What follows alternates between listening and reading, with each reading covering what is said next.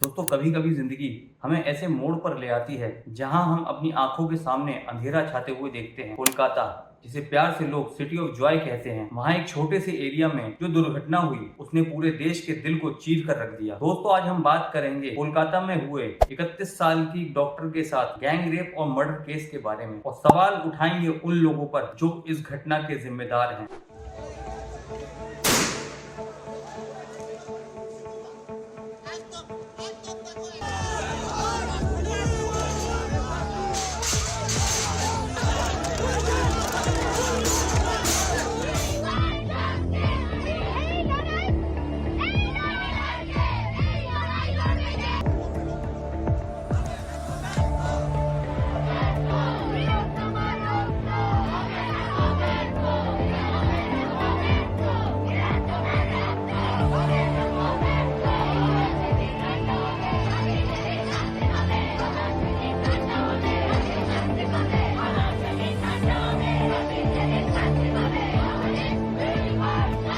9 अगस्त की सुबह लगभग 11:30 बजे आरजीकर मेडिकल हॉस्पिटल की इमरजेंसी बिल्डिंग के चौथे फ्लोर में लोगों को एक महिला का शव मिलता है। पहचान करने पर पता चलता है कि वो शव किसी और का नहीं बल्कि उसी हॉस्पिटल में पढ़ रही एक सेकेंड ईयर पोस्ट ग्रेजुएट महिला का होता है, जो 8 अगस्त की देर रात को हॉस्पिटल में अपनी नाइट शिफ्ट की ड्यूटी कर रही थी। पीड़िता के पिता बताते हैं कि उनकी बेटी का यौन शोषण और हत्या हुई है, लेकिन हॉस्पिटल इस बात को डिस्क्लोज नहीं कर रहा। पीड़िता के पिता की फोन की घंटी बजती है। वहीं दूसरी तरफ पश्चिम बंगाल की सीएम मिस ममता बनर्जी पीड़िता के पिता को आश्वासन देती हैं कि अपराधियों को कड़ी से कड़ी सजा मिलेगी। कोलकाता के police commissioner Vineet Goyal, state health secretary Narayan स्वरूप एक फॉरेंसिक टीम के साथ हॉस्पिटल में केस को इन्वेस्टिगेट करने के लिए पहुंचते हैं। महिला के शव को पोस्टमार्टम और ऑटोप्सी के लिए ले जाया जाता है। 9 अगस्त की शाम 4:30 बजे प्रीलिमिनरी ऑटोप्सी और पोस्टमार्टम रिपोर्ट आती है। दोस्तों रिपोर्ट में कुछ ऐसा लिखा हुआ होता है जो किसी का भी दिल दहला देगा। ऑटोप्सी रिपोर्ट के अनुसार पीड़िता की हत्या करने से पहले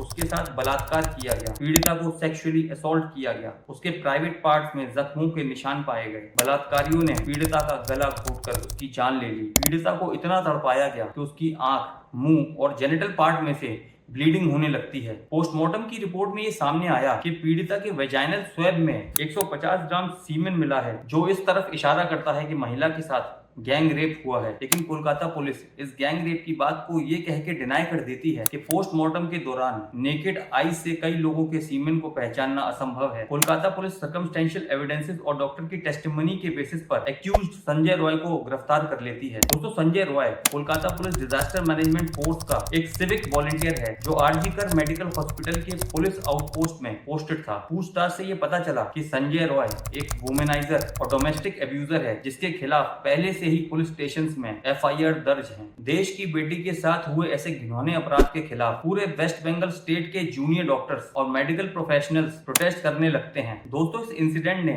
मेडिकल स्टूडेंट्स और खासकर पोस्ट ग्रेजुएट ट्रेनी डॉक्टर्स, जिनकी रात में गवर्नमेंट हॉस्पिटल्स में ड्यूटी लगती है, उनके मन में ये डर पैदा कर दिया कि वो हॉस्पिटल प्रेमाइज में सेफ हैं भी या नहीं। देश की बेटी के साथ ऐसे घिनौने अपराध का इंसाफ मांगते हुए सरकारी अस्पतालों में महिला डॉक्टर की सेफ्टी और सिक्योरिटी के लिए इस देश का हर नागरिक सरकार से सवाल करता है कि कब तक यूं ही निर्भया जैसे इंसिडेंट होते रहेंगे, कब तक लोग सड़कों पर कैंडल मार्च करते रहेंगे। माँ बाप बेटी को पढ़ा तो रहे हैं, लेकिन घर के बाहर बेटी की सुरक्षा जो सरकार की जिम्मेदारी है वो सरकार पूरी नहीं कर रही। फिर भी हम सभी लोग सरकार और इस देश की कानून व्यवस्था से ये आशा करते हैं कि कोलकाता रेप और मर्डर केस को गंभीरता से लिया जाएगा। किसी बड़े आदमी या उसके बेटे को बचाए बिना सच सबके सामने आएगा और अपराधियों को कड़ी से कड़ी सजा दी जाएगी। जय हिंद।